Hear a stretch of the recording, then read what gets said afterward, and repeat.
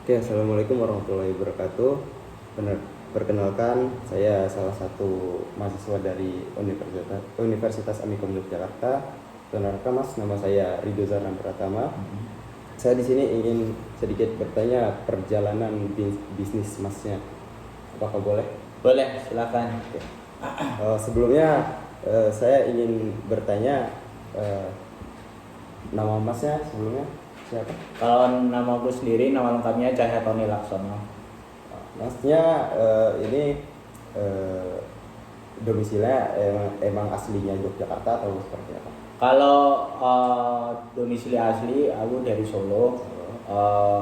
Saat ini baru tinggalnya di Yogyakarta karena baru menyelesaikan kuliah gitu.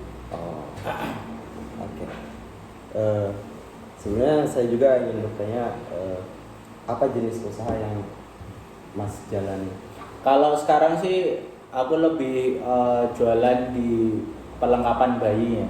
Untuk namanya sendiri di Karya Baby. Tapi untuk sekarang fokus kita itu di penjualan melalui marketplace atau online shop. Oh, jadi online shop ya, seperti Shopee. Ya, Shopee dan TikTok kalau kita. Oke. Kemudian untuk bisnisnya itu udah berapa lama berjalan?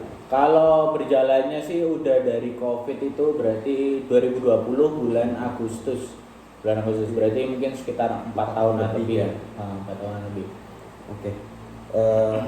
Kemudian saya ingin sedikit bertanya, di sini kan Masnya sebagai owner ya, pasti dalam bisnis tersebut punya tim kan, punya karyawan. Nah, bagaimana Anda menerapkan prinsip etika kepemimpinan dalam memimpin bisnis tersebut? Kalau etika kepemimpinan sendiri sih aku lebih menerapkannya itu kayak mencontohkan sih. Mencontohkan, jadi kalau dari aku sendiri dari kecil itu udah diajarin sama orang tua kalau misalnya mau bisnis itu dari hulu sampai hilir itu harus tahu.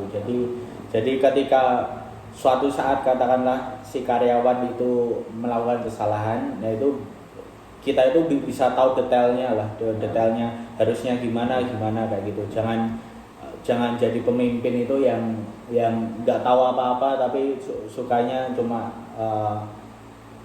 istilahnya nyalain Marah-marahin orang, aja ya. marah-marahin karyawan, Nggak ngasih solusi lah ya istilahnya. betul. Kemudian kan tadi Masnya bilang ya kalau karyawannya ada masalah atau gimana, saya ingin sedikit bertanya bagaimana cara Anda menangani konflik yang muncul dalam tim dan apa strategi yang Anda gunakan untuk menyelesaikan konflik tersebut? Kalau cara penyelesaian konflik, kalau aku pribadi lebih suka secara personal ya, karena takutnya itu katakanlah katakanlah karyawan A itu yang bermasalah dan nyalahinnya di depan orang banyak, itu takutnya si karyawan A-nya itu malah ikutan dimusuhi sama karyawan lain. Kalau aku pribadi lebih suka secara personal, jadi katakanlah yang lain udah pada pulang, nah itu si karyawan yang bermasalah itu saya aja ngobrol empat mata ya. kayak gitu, biar masalahnya itu karyawan lain kalau bisa nggak perlu tahu. Oke. Kemudian bagaimana proses pengambilan keputusan saat menghadapi situasi sulit yang bisa mempengaruhi keberlangsungan bisnis? Kalau pengambilan keputusan sendiri sih, kalau menurutku sih tergantung dari seberapa sulit ya ke situasi kritisnya seperti itu. Jadi misalnya dulu itu katakanlah udah pernah seperti itu, pasti kita belajar dari yang kemarin-kemarin kayak gitu. Terkait dengan cara pengambilan keputusan yang pasti nggak mau gerasa gerusu sih. Gerasa gerusu itu apa ya, kayak Dipikirkan secara matang. perlu dipikirkan secara matang. Takutnya nanti kalau udah mengambil keputusan A amit-amit salah kan, itu kan malah ke belakangnya tambah kritis lagi ya.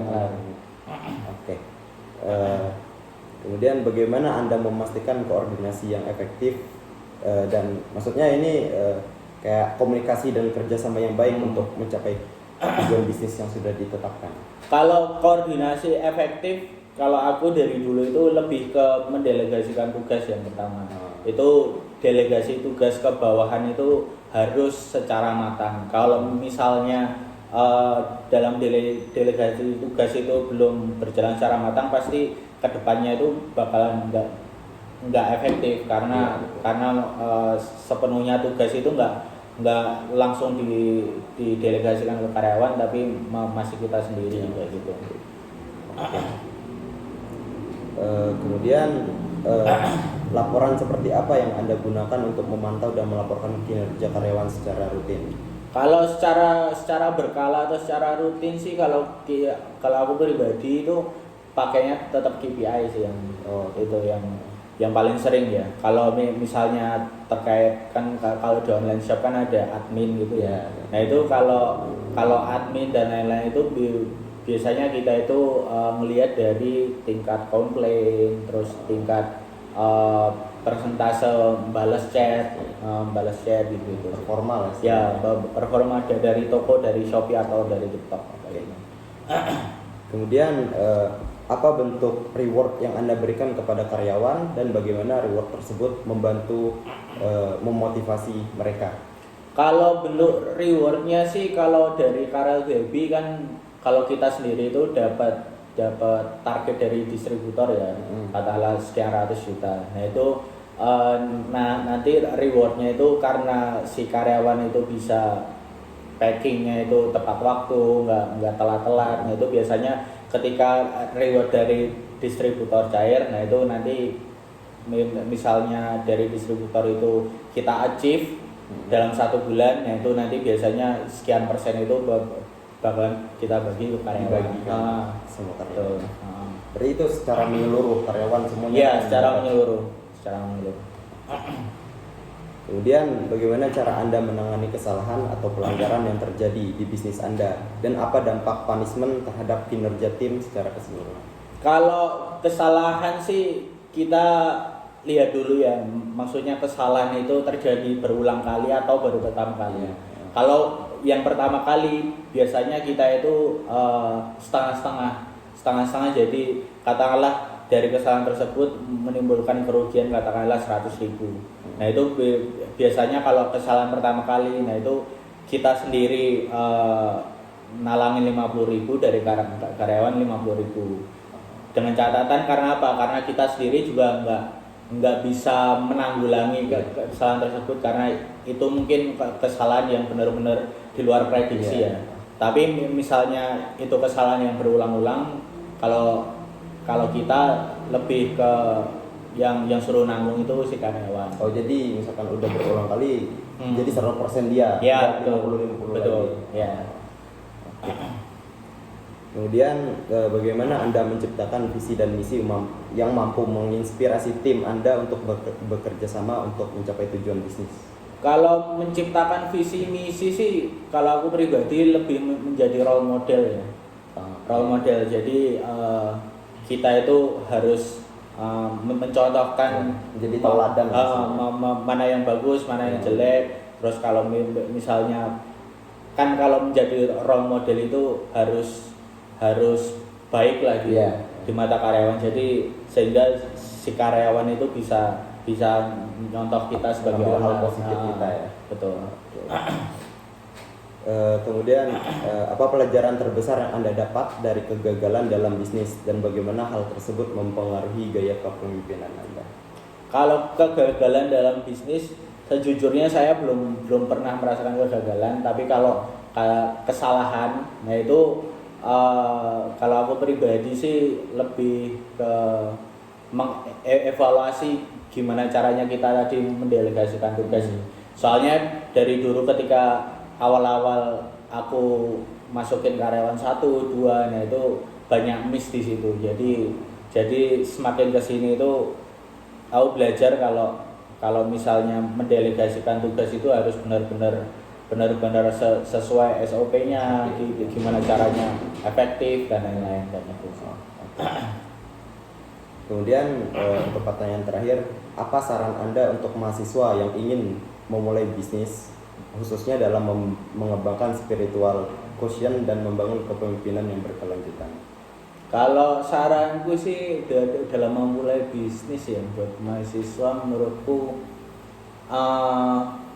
cari celah-celah yang biasa nggak dipikirkan kaum milenial atau kaum Gen Z sih.